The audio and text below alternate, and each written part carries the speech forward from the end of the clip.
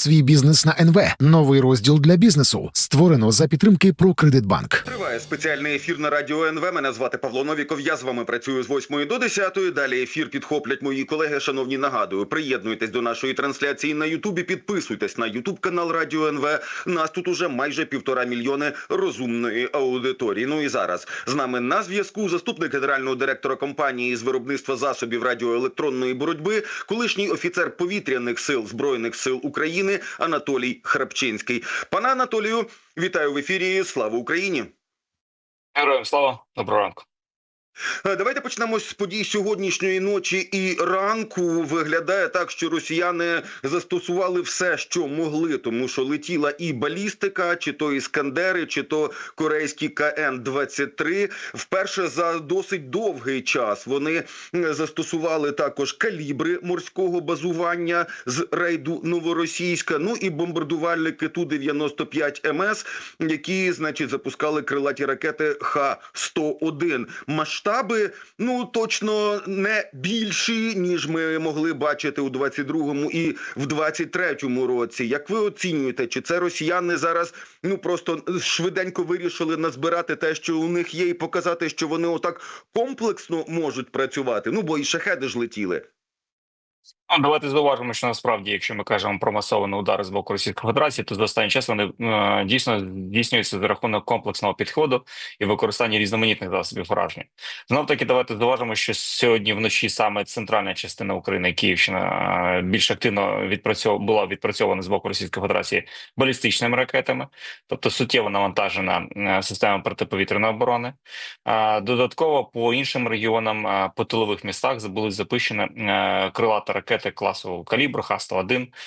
Здалеки треба дочекатися повного звіту з боку повітряних сил для того, щоб проаналізувати ту кількість, скільки піднялося насправді літаків, скільки було запущено цих ракет, для того, щоб оцінити масштаби цієї ситуації. Але знов-таки давайте не забувайте, що Росія здатна досі виробляти крилаті ракети.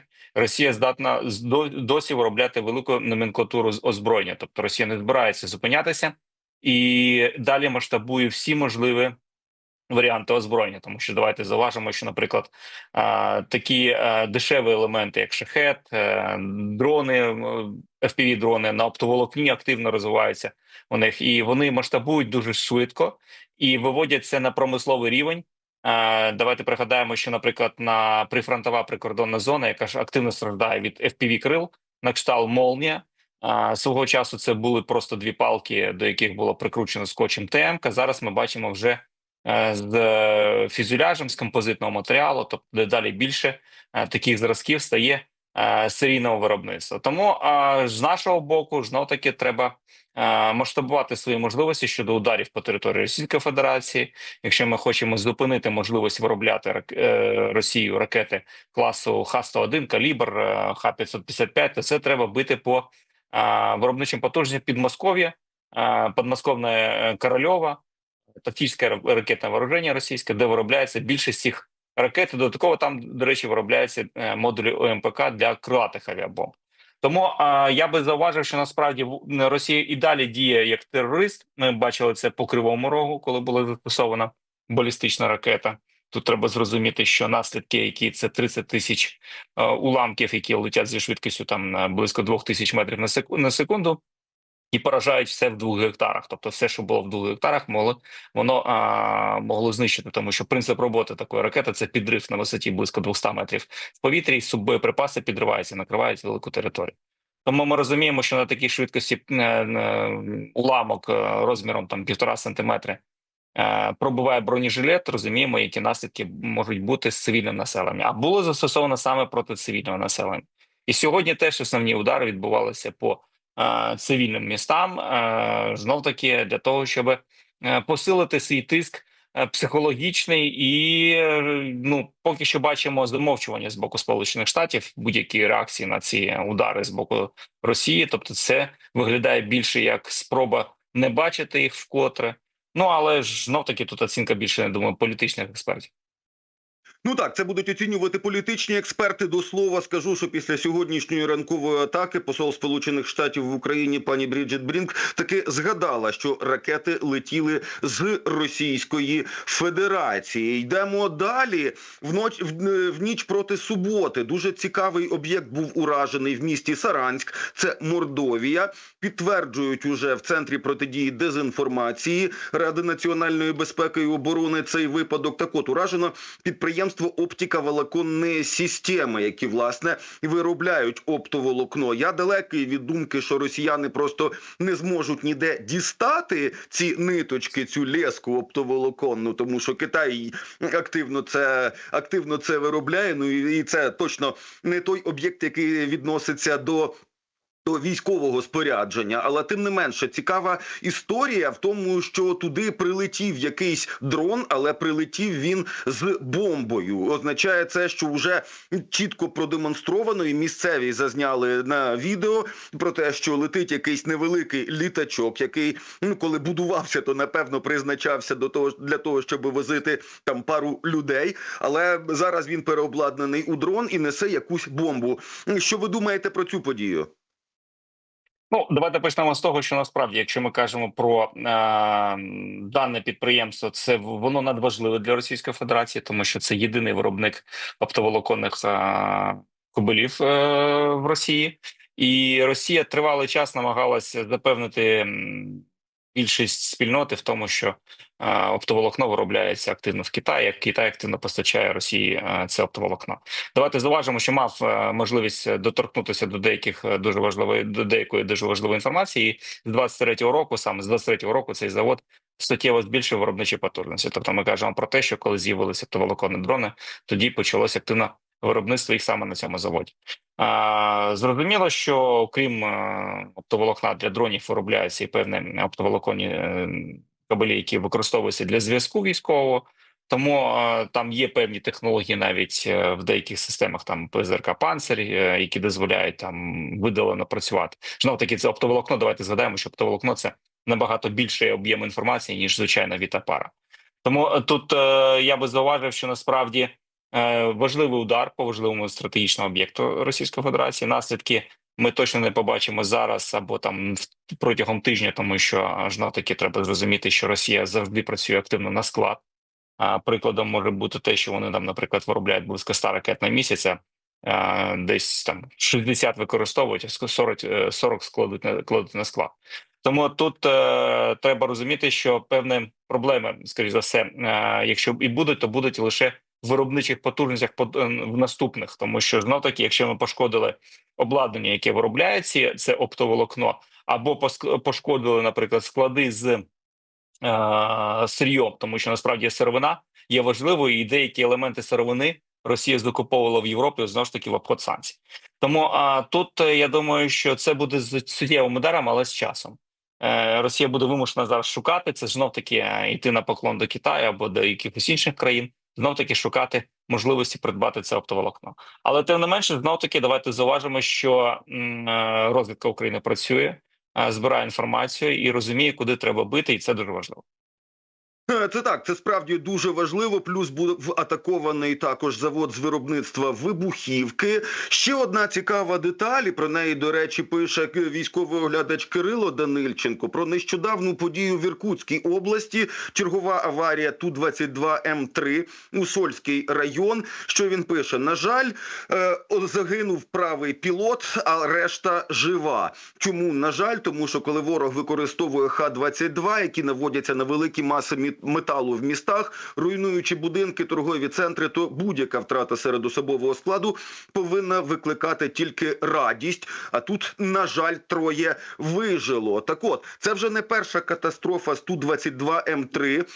І, значить, п'ята машина знищена безповоротно, включно з тою, яка була уражена в Ставропольському краї зенітним вогнем. Ще мінімум 6 таких машин отримали пошкодження різного ступеня тяжкості від диверсій, прильотів далекобійних дронів по Сольцях, Шайковці і Оленьї. Ну, тобто, виглядає непогано, тим не менше, Ту-22М3 – це те, що росіяни не зможуть відновлювати. Як ви це оцінюєте?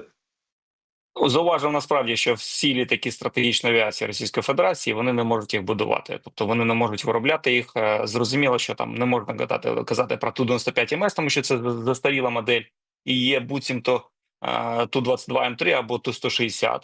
Але і ці літаки вони теж не можуть виготовляти. Так, вони їх можуть ремонтувати, але ж знов таки по принципу авіаційного канібалізму, тому що в минулому році була аварія і згорання двигуна на літаку Ту-160 за рахунок того, що був неякісно зроблений ремонт цього двигуна і були замінені деталі зі старих двигунів. Окреме питання щодо двигунів для літаків стратегічної авіації, серія двигунів НК, яка вироблялась і була якась колись розроблена Кузнєцовим, вона повністю втрачена робоча конструкторська документація, тому що і те, що вони можуть робити, це лише намагатися ремонтувати за рахунок тих застарілих деталей, які є. Знов таки щодо катапультованого екіпажу, давайте зауважимо, що практично не завжди можна катапультуватися з радянської техніки і залишитися вцілілим. Тобто тут теж треба зрозуміти, що можливо були пошкодження якісь, які потім призведуть до неможливості виконання пілотування, тобто працювати далі пілотом. Тому тут теж треба це піддавати аналізу. Але вкотре давайте будемо відверто, вкотре ми впевнюємося, що Російська Федерація активно використовує літаки стратегічної авіації, розуміючи, що вони йдуть з кінцевим ресурсом, тому намагаються вийняти з них усе можливе. Ту-22М3 і так завжди був не зовсім таким, мовити, надійним літаком, тому що навіть була у нього назва своєрідна, це вдоводєл, тобто за рахунок того, що була велика кількість авіатрощ з цим літаком. Але тим не менш, втрата одного літака – це суттєвий удар по російській стратегічній авіації. Наскільки я розумію, цей літак був відремонтований приблизно, причому капітально відремонтований приблизно за півроку до катастрофи. А от такі речі, що півроку тому відремонтували, значить полагодили, і отут же через півроку уже катастрофа через технічні несправності. Мені здається, це якось... Це про те, що я казав, що літак Ту-160 теж був відремонтований, але наслідки були такі, що було визгорання двигуна. Тому тут треба зрозуміти, що Росія насправді ремонтує навіть ці літаки недостатньо якісно, тому що знов-таки обмежений в можливостях. Давайте пригадаємо, що нещодавно знову був удар по Таганрогу, а Таганрог – це один із основних ремонтних баз для літаків Ту-95МС. Тобто ми цілеспрямовано б'ємо точково по важливих елементах, де би Росія могла би якось налагодити виробничі потужності. І це про те, що я казав з перших днів повномасштабного вторгнення, що коли ми почнемо якісно відпрацьовувати по виробничих потужностях Російської Федерації, де ми будемо знищувати безпосередньо обладнання на заводах, де ми будемо знищувати конструкторське бюро, де знаходиться основна робоча конструкторська документація, тому що, вибачте, без наявної документації, без еталонного зразку відновити якусь деталь для двигуна або для літака буде дуже складно, тому що по голові вони все крали і у них є все на бумажках, тобто згадати щось і придумати нове вони точно не зможуть. Тому знов таки бачимо удари по цих заводах, і це є позитивним елементом, але їх треба збільшувати, треба знов таки не буду торкатися теми політичних експертів, але враховуючи те, що відбувається зараз з боку Сполучених Штатів, я думаю, що треба робити як Ізраїль, тобто брати зброю, брати гроші, але не брати будь-яких порад.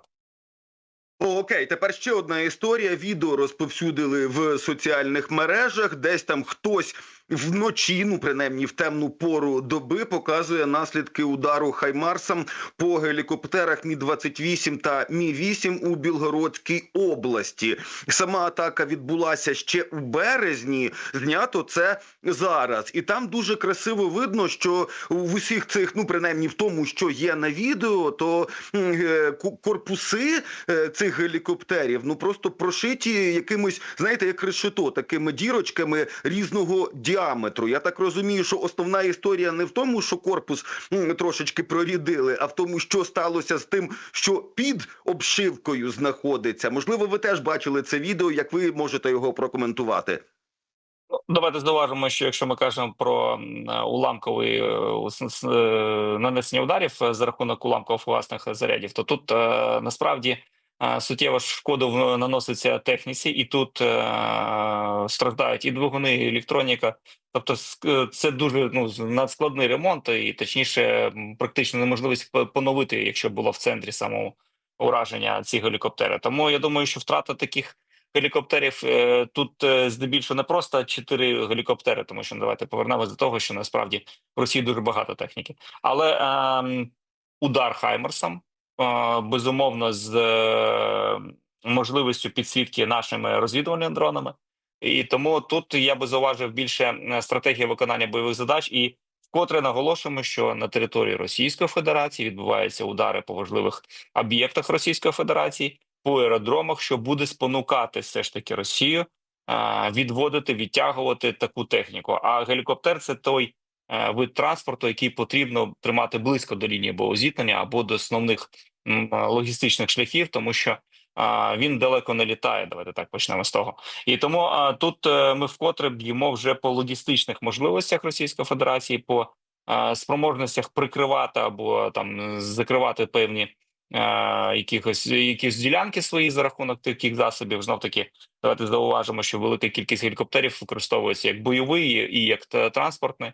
Тому тут здебільшого можливість наша бити по території Російської Федерації – це безумовно круто, тому що давайте пригадаємо перші дні повномасштабного вторгнення, під час яких ми навіть не мріяли про те, що ми будемо колись бити по російських глибинках, по Енгельсу, по Підмосков'ю. Тому треба тільки масштабувати насправді.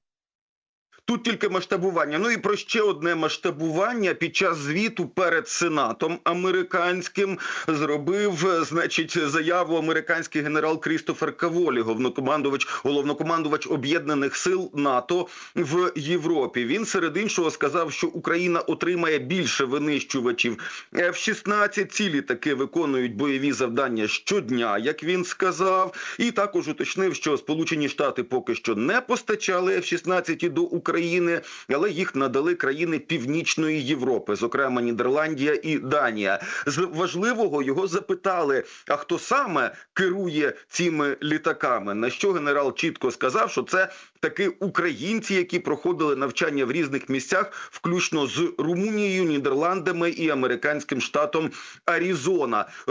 Американці, які анонсують постачання нам більшої кількості F-16, але при цьому говорять про те, що поки що вони не постачали, і чомусь американцям було цікаво, а хто саме їх пілотує. Що ви за цим бачите? Давайте зауважимо, що нещодавно американці здивовано дізналися, що в повітряному просторі України літають іранські шахеди.